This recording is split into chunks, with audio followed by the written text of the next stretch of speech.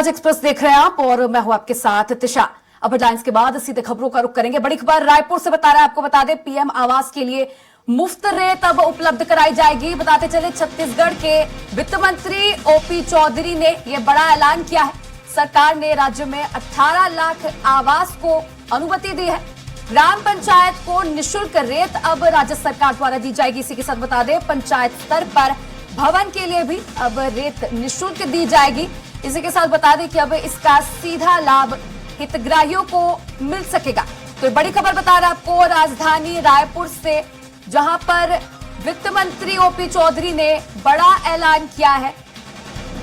प्रधानमंत्री आवास योजना के तहत 18 लाख आवासों को अनुमति दी गई है और इसी के तहत अब मुफ्त रेत उपलब्ध कराई जाएगी।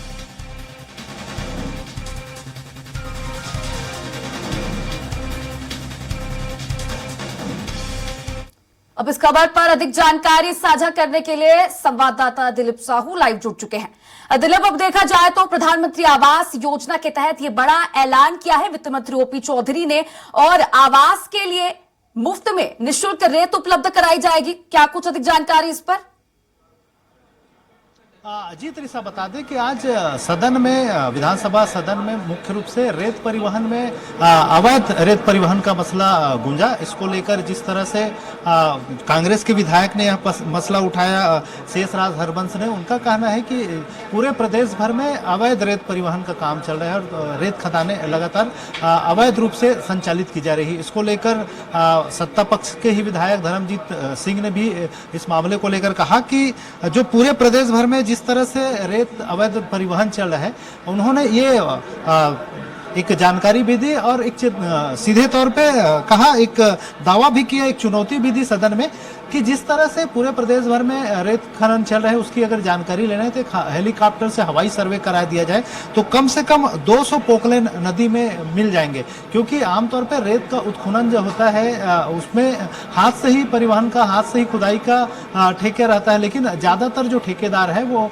पोकलेन या दूसरे जो मशीन है, चैन लिंकिंग मशीन है, उनके माध्यम से रेत का अवैध रूप से उत्खनन करते हैं। इस मामले को लेकर फिर सरकार की ओर से, क्योंकि यह खनिज का मसला है और यह मुख्यमंत्री के पास है विभाग, लेकिन मुख्यमंत्री की गैर मौजूदगी में वित्त मंत्री ओपी चौधरी ने उनके तरफ से इस पूरे मसले को लेकर जवाब दिया और उन्होंने कहा कि जो भी इस तरह के मामले आए हैं उसको लेकर उन्होंने दिशा निर्देश दिया सदन से ही कि 15 दिनों तक लगातार इस पूरे मामले पर कार्रवाई होगी और जहां जहां अवैध रेत उत्खनन का मामले आएंगे वहां पर ताबड़तोड़ कार्रवाई की जाएगी। इसके अलावा उन्होंने एक और बड़ी घोषणा की कि क्योंकि पीएम आवास योजना के अंतर्गत पूरे प्रदेश भर में 18 लाख मकान बनाए जाने हैं, इसको लेकर सरकार ने पहले ही घोषित कर दी है, तो इसके तहत जो भी मसले आएंगे पीएम आवास के अंतर्गत स्थानीय जो ग्रामीण है जो आवास बनाएंगे उनको जो रेत है स्थानीय स्तर पर रेत उन्हें मुफ्त में उपलब्ध कराया जाएगा ताकि उन्हें पीएम आवास बनाने में आसानी हो। हालांकि इस मसले को लेकर किस तरह से रूपरेखा होगा इसकी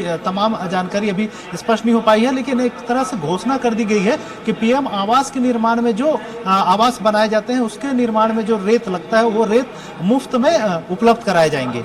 जी त्रिशा। जी बिल्कुल दिलीप, देखा जाए तो ये मुफ्त में रेत उपलब्ध कराई जाएगी तो कहीं ना कहीं जो छत्तीसगढ़ वासी हैं उनके लिए बड़ी खुशखबरी है, क्योंकि अब निर्माण आवासों का इसी के तहत जल्द से जल्द किया जाएगा। जी बिल्कुल त्रिशा, ये अच्छी बात है स्थानीय लोगों के लिए, लेकिन आमतौर पर यह देखा जाता है कि जो घरों में निर्माण होता है वो ठेकेदार के अंतर्गत करता है। तो क्या रेत जो मुफ्त में उपलब्ध कराया जाता है वो ठेकेदार को इसका बेनिफिट मिलेगा कि जो आवास बनाए निर्माण होंगे और स्थानीय जो हितग्राही उनको लाभ मिलेगा नहीं मिलेगा, इसको लेकर कहीं ना कहीं सरकार को एक रूपरेखा तय करना पड़ेगा। नहीं तो फिर मुफ्त परिवहन के नाम पर फिर इसमें भी जो गलत है, गोरख धंधे है, वो शुरू हो जाएंगे। इसको लेकर एक निगरानी की जरूरत पड़ेगी सरकार को। इसके साथ ही साथ बात करें, सदन में आज प्रमुख रूप से ध्यानाकर्षण में भी मामला उठा। दुर्ग ग्रामीण के विधायक है गजेंद्र यादव, उन्होंने एक मसला उठाया।